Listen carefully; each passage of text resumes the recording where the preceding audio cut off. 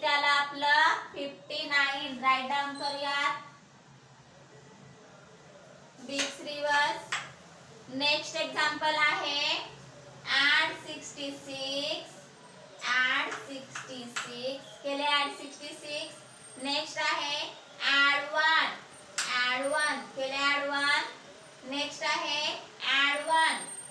add 1 केले add 1. Next आहे add 3. add 3 करायला आपल्याकडे बिट्स अवेलेबल आहेत का? नाही. मग काय करायचं?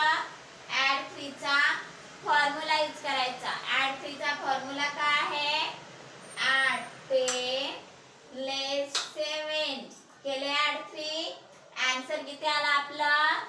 71. आन्सर किती आला आपलं? 71. राईट डाऊन करूया 71.